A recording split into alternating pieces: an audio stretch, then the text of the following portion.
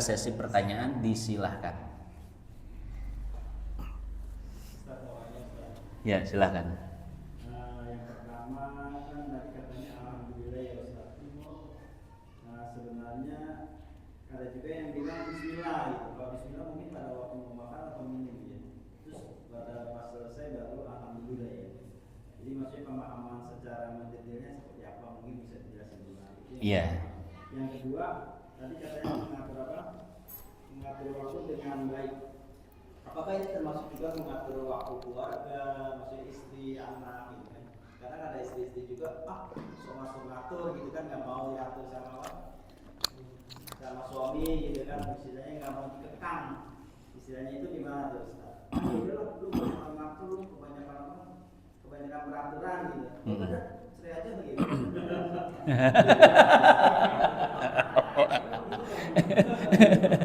Curhat. Jadi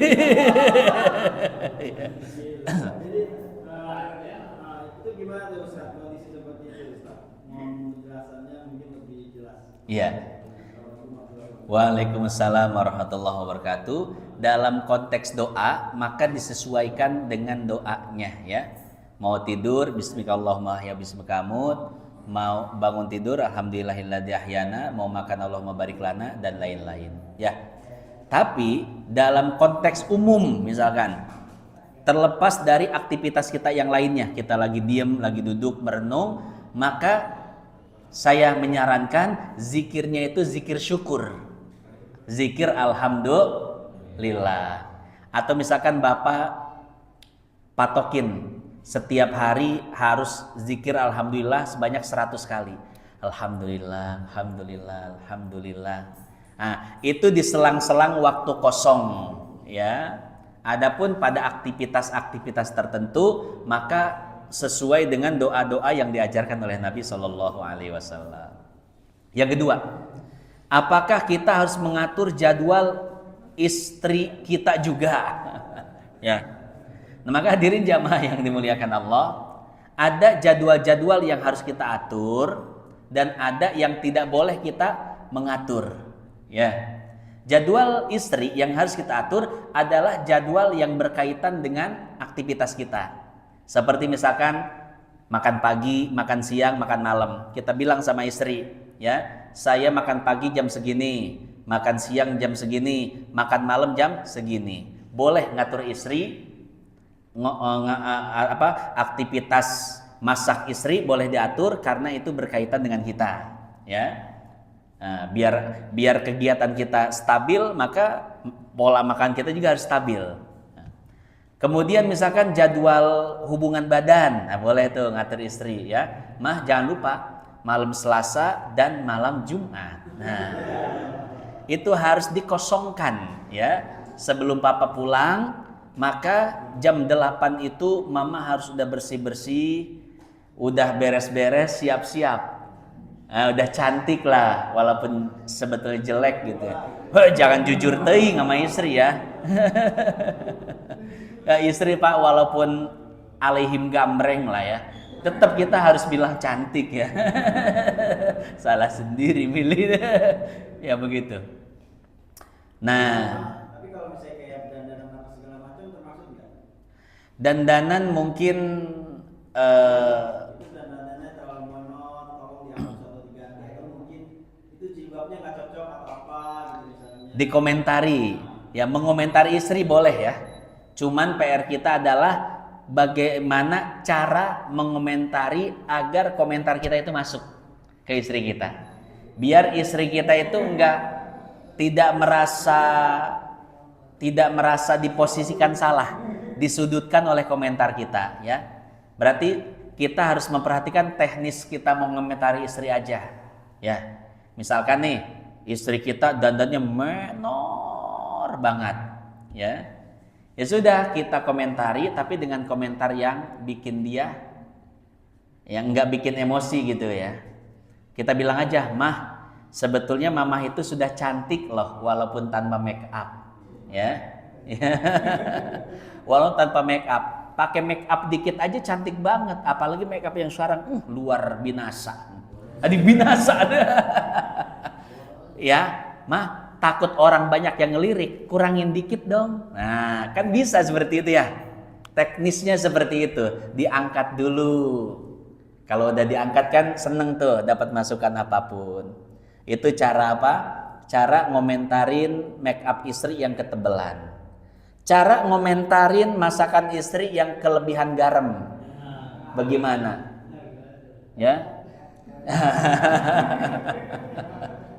Iya. Kalau saya ngomentarin kalau saya ngomentarin masakan istri, Pak, pasti selalu bikin manis. Ya. Saya misalkan makan sayur dia, sayur itu kan pasti gurih ya, kadang keasinan. Saya bilang, "Ini kok sayur manis banget ya?" Sambil ngelihat mukanya dia, gitu kan. Tapi kok kalau ngelihat ke sini jadi asin gitu. Kalau ngelihat ke wajah kamu kok jadi manis. Nah, seneng kan di istri itu. Bener ya, emang masakan aku keasinan. Pasti dia ini apa namanya, sadar sendiri. Enggak sih keasinan mah, cuman kurangin dikit deh. Tuh. Ya teknis kita lah. Ya, iya. Suami itu harus pintar ngomong. Ya, harus pintar ngomong karena yang namanya istri, apalagi baru, itu bapernya luar biasa. Ya, kita harus pintar ngomong agar bisa mengkritik, komentarin istri kita tanpa membuat mereka marah. Begitu ya. Nah, kurang lebih seperti itu ya. Ada beberapa aspek yang memang boleh diatur, ada yang ranah privasi dia, kita jangan ngatur-ngatur. Kurang lebih seperti itu. Wallahu a'lam.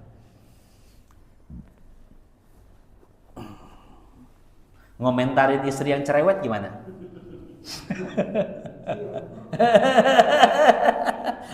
Ekstrim langsung. Puk, langsung cicing. Lakban. Iya.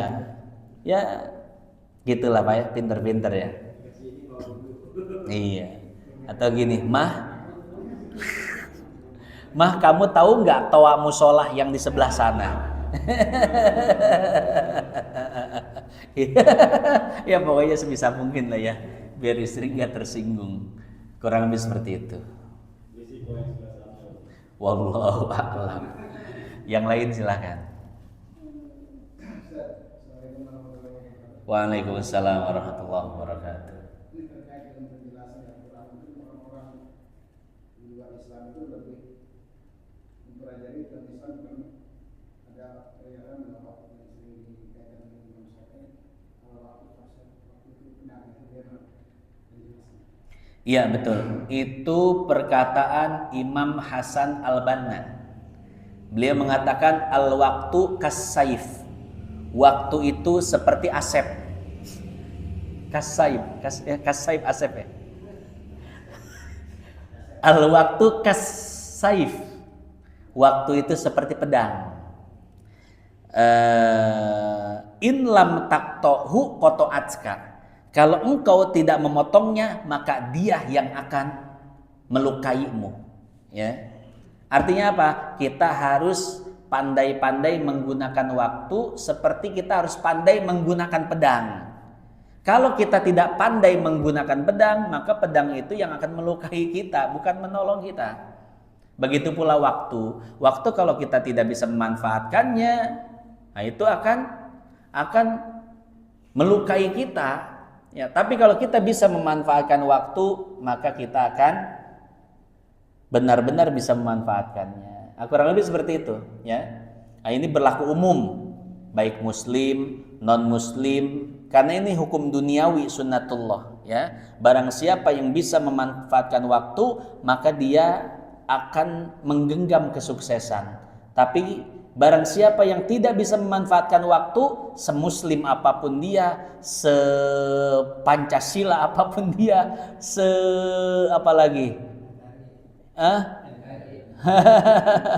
Iya, punya intelijen malaikat lah, bisa ngobrol bahasa Suryani lah, nggak bisa manfaatin waktu. Semama gupron apapun dia gitu ya. Maka dia tidak akan sukses, rugi. Kurang lebih seperti itu. Wallahu a'lam bishawab.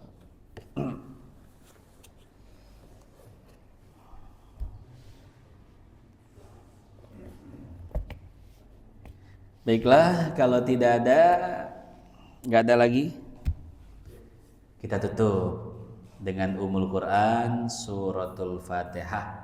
Mudah-mudahan yang sedikit ini bisa bermanfaat jadi tabungan kita di akhirat. Mudah-mudahan dengan perkumpulan ini Allah Subhanahu wa taala menurunkan rahmatnya kepada kita, sehingga apa yang tadinya sulit menjadi mudah, apa yang tadinya berat menjadi ringan, apa yang tadinya mustahil menjadi naon lawanna mustahil, menjadi mungkin ya. Allah Subhanahu wa taala anugerahkan kita kebahagiaan dunia dan kebahagiaan akhirat. Al-Fatihah. A'udzubillahi minasyaitonir rajim. Bismillahirrahmanirrahim. Alhamdulillahirabbil alamin arrahmanir rahim maliki yaumiddin iyyaka na'budu wa iyyaka nasta'in ihdinas siratal mustaqim siratal ladzina an'amta 'alaihim ghairil maghdubi 'alaihim waladdallin. Allahumma taqabbal minna salatana wa siyamana wa qiyamana wa ta'limana wa ta'allumana wa tammim taksirana ya Allah ya arhamar rahimin. Sallallahu ala sayyidina Muhammadin nabiyil ummi wa ala alihi wa sahbihi wa sallam walhamdulillahi rabbil alamin. Subhanakallahumma wa bihamdika nashhadu an la ilaha illa anta nastaghfiruka wa natubu ilaik. Assalamualaikum warahmatullahi wabarakatuh.